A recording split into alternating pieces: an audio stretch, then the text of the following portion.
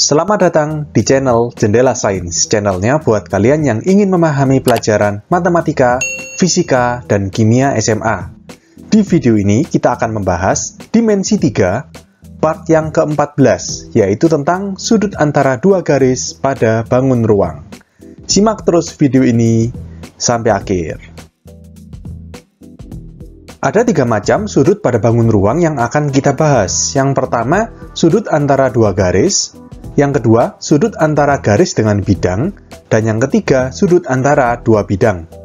Di part yang ke-14 ini khusus membahas sudut yang pertama, yaitu sudut antara dua garis. Di part-part awal, kita sudah membahas bahwa kedudukan antara dua garis itu ada 4 macam, yaitu berimpit, sejajar, berpotongan, dan bersilangan. Nah, terus bagaimana cara menghitung sudut antara dua garis? Gini. Kalau misalkan dua garis itu berimpit, berarti kalau berimpit sudut antara dua garis ya 0 derajat. Karena kan berimpit itu artinya menempel. Kalau menempel artinya sudut antara garis pertama sama garis kedua nggak ada, berarti 0 derajat. Ya kan? Kalau sejajar juga 0 derajat. Kok bisa? Gini. Dua garis yang sejajar itu kan seperti ini contohnya. Misalkan ini ada garis pertama dan ini ada garis kedua. Dua garis ini sejajar. Berarti tandanya seperti ini ya. Maka sudut antara garis 1 dan garis 2 caranya seperti ini. Kalau dua garis sejajar, kalian perpanjang sampai sejauh apapun, kan nggak akan pernah berpotongan. Terus cara menghitung sudutnya gimana? Salah satu garis kita geser sampai garis itu berpotongan dengan garis lainnya. Misalkan garis 2. Garis 2 kita geser ke kiri sampai dia berpotongan dengan garis 1.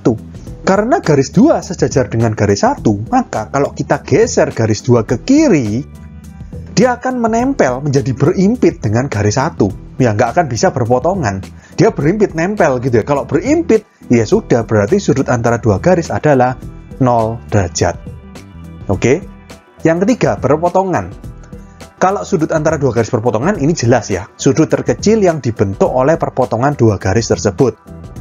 Misalkan garis pertama seperti ini. Garis kedua seperti ini.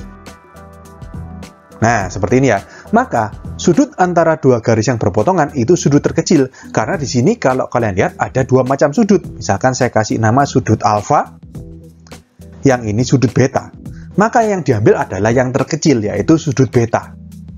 Jadi dengan demikian kita bisa pastikan kalau misalkan sudut yang dibentuk antara dua garis yang berpotongan itu tidak pernah lebih dari 90 derajat. Nggak bisa sudut tumpul karena yang diambil sudut terkecil. Ya, sebesar-besarnya sudut antara dua garis yang berpotongan itu ya 90 derajat atau siku-siku. Nggak mungkin lebih dari 90 derajat. Ngerti ya? Jadi di sini sudut yang dibentuk antara dua garis yang berpotongan itu selalu lebih kecil atau sama dengan 90 derajat. Oke, paham ya? Berikutnya, bersilangan. Kalau bersilangan ini, geser salah satu garis, tidak boleh berubah arah ya, jadi arahnya tetap sama, sampai memotong garis lainnya. Kemudian cari sudut terkecilnya seperti pada dua garis berpotongan. Jadi kalau bersilangan itu geser salah satu garis, itu prinsipnya sama seperti yang sejajar tadi. Boleh garis 1 digeser ke kanan atau garis 2 digeser ke kiri. Tapi gini, kalau sejajar tadi, setelah satu garis digeser, jadinya kan berimpit dengan garis satunya. Kalau bersilangan itu kan tidak sebidang. Kalau tidak sebidang, maka jika kita menggeser salah satu garis, maka suatu saat dia akan berpotongan dengan garis yang lainnya atau garis yang kedua. Nah, kalau sudah berpotongan, ya sudah, pakai prinsipnya yang berpotongan tadi. Sudut yang dibentuk antara dua garis adalah sudut terkecil yang dibentuk dari perpotongan dua garis tersebut. Oke? Kita langsung ke contoh soal. Pada kubus ABCDEFGH dengan panjang rusuk A di samping, tentukan sudut antara dua garis berikut. Soal A, AB dan AE. AB itu ini. Rusuk yang bawah ini ya. AE itu ini, rusuk tegak. AB sama AE, ini sudah jelas ya. AB dan AE merupakan dua garis yang berpotongan. Berpotongannya di titik A. Ya kan? Kalau sudut antara dua garis yang berpotongan, berarti ya sudah kita ambil sudut terkecil dari perpotongan dua garis tersebut. Jadi di titik A ini sudutnya berapa? AB sama AE, jelas ya. ABFE ini kan merupakan persegi. Sehingga bisa langsung kita dapatkan jawaban soal A, sudut yang dibentuk oleh garis AB dan AE adalah siku-siku atau 90 derajat. Oke, kita ke soal B. EF dan EG. EF itu ini. EG itu ini. EG itu apa? EG itu diagonal sisi, ya kan? Kita gambar aja ya. Berarti EG itu seperti ini. Nah, sudut antara EF dan EG, kalau kalian bingung, gini tipsnya. Antara EF dan EG ini kan berpotongan. Ya, berpotongan gini gampangannya. Kita buat bidang yang memuat garis EF dan EG. Bidang apa itu? Bidang EFGH, sisi atas kubus ini. Kita buat gambar dua dimensinya ya, EFGH berarti bentuknya persegi. Ini E, ini F, ini G, ini H. Lalu kita gambar diagonal sisi EG. Nah, kalau sudah, sudut yang dibentuk antara EF dan EG itu ya ini, misalkan alfa. Nah, ini berapa sudutnya?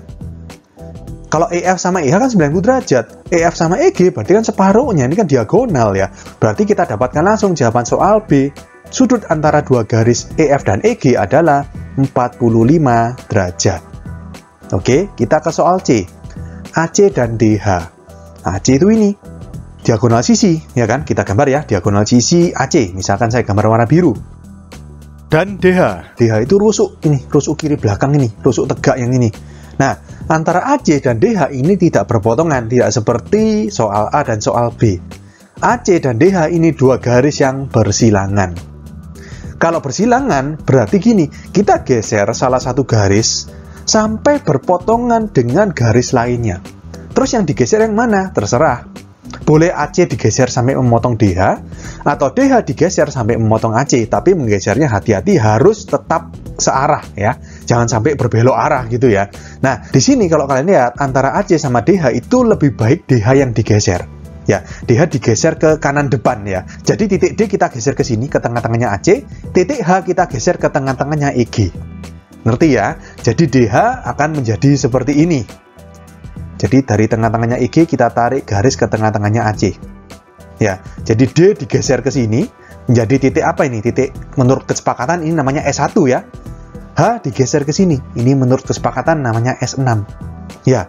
Nah, kalau misalkan kita sudah menggeser DH menjadi S1 S6, maka perpotongan antara AC dengan S1 S6 ini gimana? Di titik S1. Berapa sudutnya? Kita lihat AC ini kan di bawah, ini kan pada alas ya kan, pada alas kubus.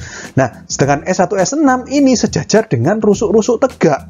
Berarti logikanya S1 S6 ini tegak lurus dengan AC.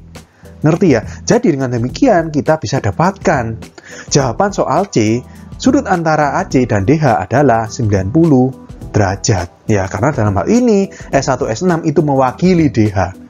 Ya, S1 S6 tegak lurus AC sehingga DH juga tegak lurus AC.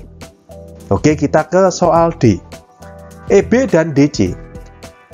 EB itu berarti diagonal sisi yang depan ya. Saya gambar di sini EB seperti ini misalkan. Oke, lalu DC. DC itu berarti ini ya, rusuk alas kubus yang ini. Sama seperti soal C, EB dan DC ini tidak berpotongan karena tidak sebidang ya. Jadi EB dan DC ini termasuk dua garis yang bersilangan. Sama, kita geser salah satu garis sampai berpotongan dengan garis yang lainnya. Terus yang digeser yang mana? Bisa dua macam. Boleh DC kita geser sampai memotong EB, berarti digeser kemana DC ini? Logikanya digeser ke depan. Ya, dari C digeser ke B, D digeser ke A, sehingga DC ini diwakili oleh AB. Kalau AB ini kan memotong EB di titik B. Atau kalau kalian mau menggeser EB, nggak apa-apa. EB digeser ke belakang menjadi HC. HC memotong CD di titik C, sama aja. Misalkan di sini saya ambil yang pertama tadi ya, jadi DC yang saya geser ke depan. Jadi DC digeser menjadi AB. Nah, AB dan EB ini kan berpotongan di titik B. Ya, berpotongan di titik B berarti sudut yang dibentuk antara AB dan EB itu kan ini, misalkan ini alfa ya. Berapa ini? Ini kan posisinya sama seperti ini, sudut antara rusuk dengan diagonal sisi sama kan? Karena persegi ya sudah, berarti 45 derajat sama. Ya, kita dapatkan jawaban soal D, sudut antara garis EB dan DC adalah 45 derajat. Kita ke soal E. AH dan CF. AH itu diagonal sisi ya, kita gambar diagonal sisi AH. Kemudian CF juga diagonal sisi, tapi yang sebelah kanan kita gambar. Oke? Kalau kalian lihat, AH dan CF ini juga bersilangan, juga tidak sebidang, sehingga kita geser. Misalkan saya geser AH ke kanan. Kalau kita geser AH ke kanan, maka titik A menjadi titik B. Titik H menjadi titik G, sehingga AH akan menjadi BG. Nah, seperti ini ya. Kalau misalkan AH sudah kita geser menjadi BG, maka berapa sudut yang dibentuk antara BG dengan CF? 90 derajat, ya kan? Coba kalian bayangkan ya. Atau di sini kita gambar sisi BCGF. Lalu ini diagonal BG, dan ini diagonal CF. Nah, sudut yang dibentuk antara dua diagonal pada persegi itu selalu sudut siku-siku, ya kan? Berarti kita dapatkan jawaban soal E, sudut yang dibentuk antara garis AH dan CF adalah 90 derajat. Kita ke soal F, AC dan CH. AC itu diagonal sisi yang bawah. Kita gambar diagonal sisi AC. Lalu kita gambar juga CH. CH ini juga diagonal sisi. Nah, kalau kalian lihat, AC dan CH ini berpotongan. Berpotongannya di titik C, berarti sudutnya itu yang ini alfa. Nah, bagaimana cara mencari alfa? Gini, masih ingat kalian waktu di part-part awal yang waktu di jarak, ini kan sering keluar ya. ACH itu kalau kalian lihat merupakan bidang yang berbentuk segitiga sama sisi. Karena kalau dari H kita hubungkan kembali ke A, maka baik AH, HC maupun AC ini panjangnya sama, yaitu sebesar diagonal sisi atau A akar 2. Kalau ACH merupakan segitiga sama sisi, berarti masih ingat, segitiga sama sisi itu sudutnya berapa? Sudutnya 60 derajat. Ya, logikanya kan total dari jumlah sudut segitiga itu kan 180 derajat. Kalau ketiga sudutnya sama, ya 180 derajat bagi 3. Berarti setiap sudutnya 60 derajat. Jadi kita dapatkan ya, sudut antara garis AC dan CH adalah 60 derajat. Oke? Kita ke contoh soal berikutnya. Pada kubus ABCDEFGH dengan panjang rusuk A di samping, tentukan kosinus sudut antara garis AC dan garis AG. AC itu diagonal sisi yang bawah ini ya, sedangkan AG itu diagonal ruang. Kita gambar diagonal sisi AC. Lalu kita gambar diagonal ruang AG. Nah, kalau sudah, kita lihat di sini. AC dan AG ini merupakan dua garis yang berpotongan. Ya, karena sebidang, ya berpotongannya di titik A. Jadi, sudut yang dibentuk antara garis AC dan garis AG itu ini. Misalkan alfa itu ya. Berarti alfa itu ini.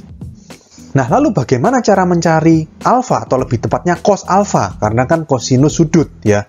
Cos itu kan samping per miring. Berarti di sini kita lihat ACG ini kan segitiga siku-siku.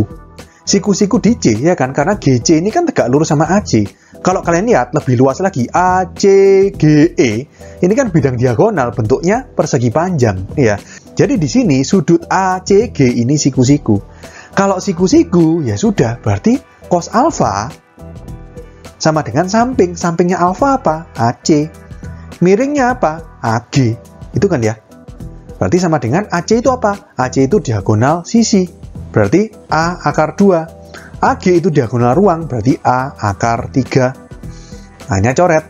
Lalu kita rasionalkan, kali akar 3 per akar 3. Berarti sama dengan akar 6 per 3. Jadi kita dapatkan kosinus sudut antara garis AC dan garis AG adalah akar 6 per 3.